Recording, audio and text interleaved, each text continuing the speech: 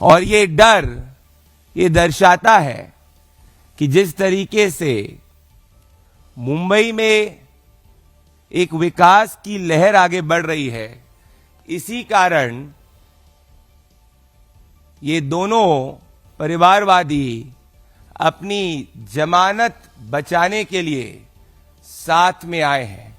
पर मुंबई की जनता और महाराष्ट्र की जनता विकास के साथ में है, एनडीए के साथ में है, भारतीय जनता पार्टी के साथ में है और वो विकास को चुनेगी। दोस्तों, एक तरफ जहां मुंबई में दो परिवारवादी अपनी जमानत बचाने के लिए साथ में आ रहे हैं, जानते हैं कि विकास के साथ में मुंबई है, एनडीए के साथ में मुंबई है, वहीं दूसरी तरफ पूरा देश इस बात पे आक्रोशित है कि जब पश्चिम बंगाल की सड़कों पर हमारे एक हिंदू भाई, जिसकी बांग्लादेश के अंदर कट्टरपंथियों ने निर्मम हत्या करी, उस हिंदू भाई के पक्ष में आप सभी ने देखा, भले दिल्ली हो गया, भले मुंबई हो गया, या देश के अलग अलग कोनों के अंदर हिंदू समाज सड़कों पर लोकतांत्रिक रूप से प्रोटेस्ट करने आया। सिर्फ बंगाल के अंदर ही बंगाल की पुलिस ने चुन चुन कर लाठी के माध्यम से हर वो हिंदू साधु संत जो बंगाल की सड़कों पर, कलकत्ता की सड़कों पर हमारे हिंदू भाई को जिस तरीके से लिंच किया गया, उसके खिलाफ लोकतांत्रिक रूप से जब प्रोटेस्ट करने आया, पश्चिम बंगाल की तृणमूल सरकार ने उसको लोकतांत्रिक रूप से प्रोटेस्ट करने में सहयोग देने के बजाय हमारे हिंदू भाई पर लाठी चलाई। कई साधु संतों की फोटो और वीडियो सामने आए जो हाथ जोड़कर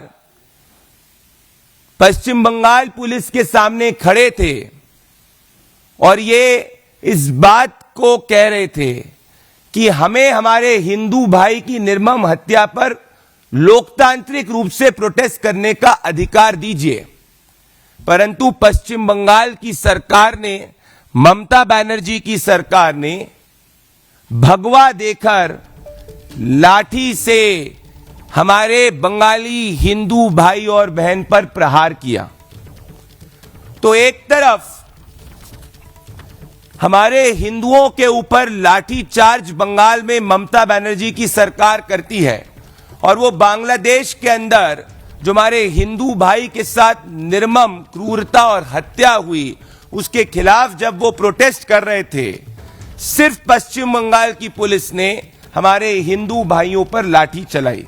स्थिति इस तरीके से गंभीर हो गई कि नाक से हमारे हिंदू भाइयों का खून निकलने लग गया। कई साधु संत वहीं सड़क पर फेंट हो गए। ये दर्शाता है कि पश्चिम बंगाल के अंदर जहां एक तरफ बाबरी की नींव रखने के लिए पश्चिम बंगाल की पुलिस सहयोग देती है, वहीं दूसरी तरफ अगर हिंदू भाई के पक्ष में कोई प्रोटेस्ट करे तो उसको पश्चिम बंगाल के अंदर लाठी मिलती है। यह तुष्टीकरण की परिकाष्ठा है जो पूरे देश में कहीं नहीं देखने को मिलेगी। और ममता बनर्जी की तृणमूल कांग्रेस की सरकार ने बंगाली हिंदुओं के लोकतांत्रिक हित के ऊपर कट्टरपंथियों के हित को चुना।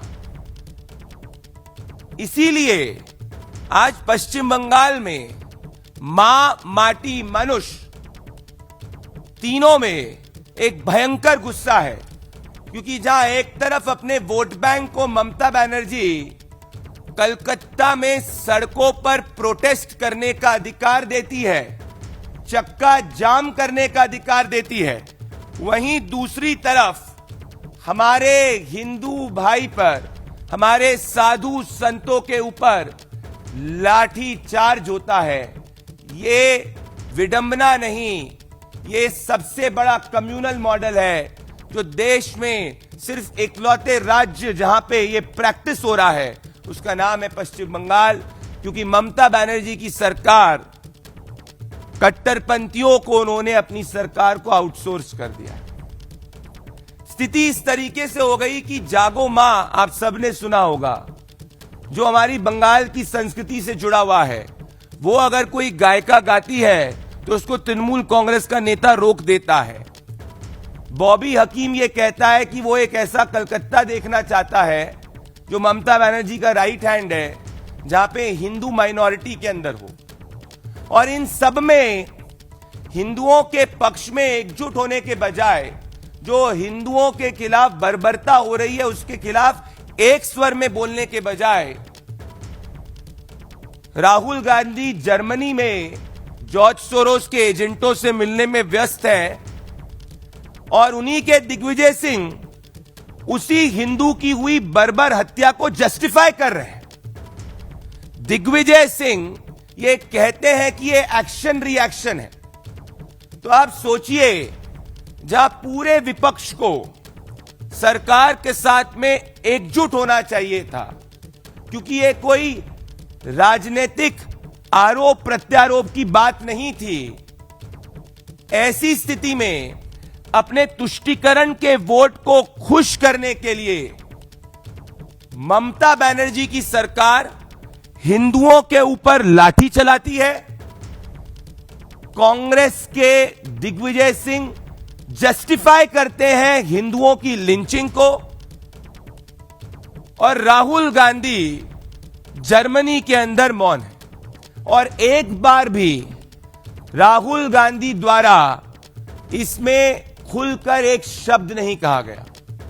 इन सब से यही स्पष्ट होता है कि कहीं ना कहीं विपक्ष के बड़े नेताओं की अपने तुष्टीकरण के वोट की विवशताओं के कारण जो हमारे हिंदू भाई के साथ बांग्लादेश के अंदर निर्मम उसकी हत्या हुई, उसमें उनकी मौन स्वीकृति है।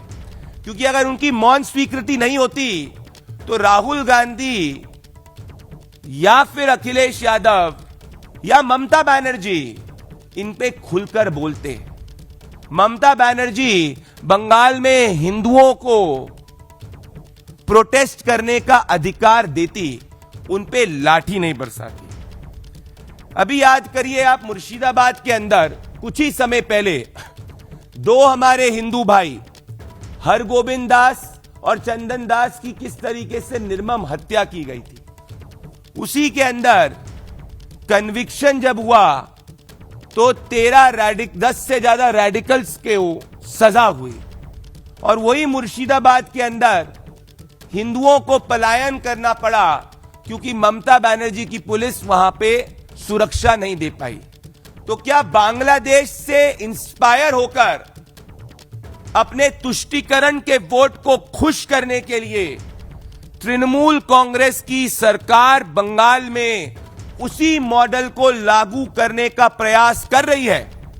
हमारा सीधा सवाल तृणमूल कांग्रेस से है, क्योंकि जैसे वहां निर्मम हत्या होती है हिंदू की, यहां पे बंगाल में हिंदुओं पर लाठी बरसाई जाती है, साधु संतों के नाक से खून निकलता है, उनको प्रिवेंटिव अरेस्ट में लेने का प्रयास पुलिस करती है और ममता बनर्जी शांत बैठती है। इसका क्लियर इंडिकेशन यह है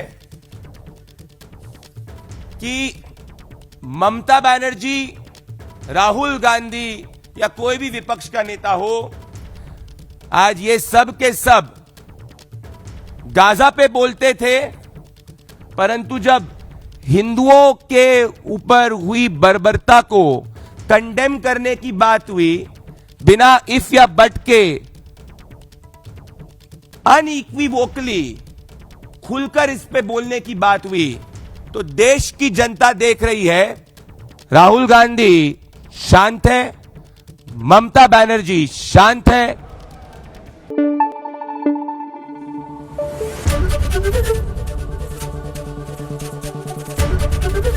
एबीपी न्यूज आपको रखे आगे।